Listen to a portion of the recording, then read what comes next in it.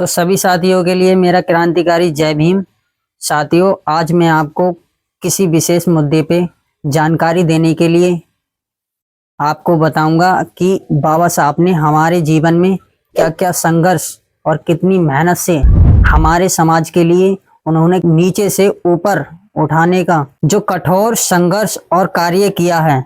उनके लिए लोग ऐसे ही उनके लिए इतना नहीं मानते हैं। उन्होंने बहुत कुछ हमारे समाज के लिए किया है और उसी के बारे में मैं आज आपको कुछ ऐसी बातें बताऊंगा जिससे हमारा समाज जागरूक हो और हमारा समाज उस बाबा साहब के विचारों के आधार पे आगे के लिए बढ़े।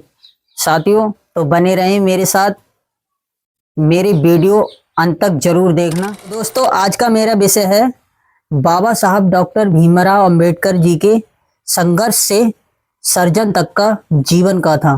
तो ये कहानी स्टार्ट होती है एक विद्यालय से, जहां एक मासूम सा बच्चा प्यासा बैठा था, क्योंकि मटके से पानी पीना तो बहुत दूर की बात, मटके के पास जाना भी अपराध था। लेकिन तब किसी ने ये तक नहीं सोचा था कि यह बच्चा आगे चलकर पूरे भारत देश का संविधान निर्माता बनेगा। वह बच्चा कोई और नहीं बल्कि बाबा साहब डॉक्टर भीमराव अंबेडकर ही थे। लेकिन मैं आपको बता दूं, डॉक्टर भीमराव अंबेडकर का जीवन सिर्फ एक व्यक्ति की कहानी ही नहीं बल्कि पूरे समाज की पीड़ा, उसके उत्थान की यात्रा है। और उन्होंने अपने पूरे जीवन में अपमान सहा है और संघर्ष किया है, लेकिन कभी अपने उद्देश्य से पीछे नहीं हटे थे। वे जानते थे कि समाज को अंधकार से निकालना है तो शिक्षा ही एकमात्र रास्ता है। फिर उन्होंने शिक्षा को सर्वोच्च महत्व दिया और उन्होंने अपने आप को शिक्षा को समर्पित कर दिया। फिर उन्होंने दिन रात मेहनत करी, लोगों के अपमान सहे, लोगों की आलोचनाएं सही, लोगों ने उन्हें क्या क्या नहीं बोला, लोगों ने उनको अछूत कहकर अपमानित किया। लेकिन फिर भी बाबा साहब डॉक्टर भीमराव अंबेडकर जी ने खूब पढ़ लिख कर अपने समाज को इस अछूत के दलदल से निकालने के लिए बहुत संघर्ष किया। जब उन्होंने संविधान लिखा तब उन्होंने यह सुनिश्चित किया कि भारत में हर नागरिक समान हो, चाहे वो किसी भी जाति का हो या किसी धर्म या किसी वर्ग से हो। लेकिन क्या हमने उनके सपनों का मजाक बना लिया? क्या आज भी कोई बच्चा जाति के नाम पर अपमानित नहीं होता? बाबा साहब ने जो सपना देखा था उसे पूरा करना हमारा कर्तव्य है। यह सिर्फ एक व्यक्ति की कहानी नहीं, यह हर एक उस इंसान की कहानी है जो अपने अधिकारों के लिए लड़ रहा है।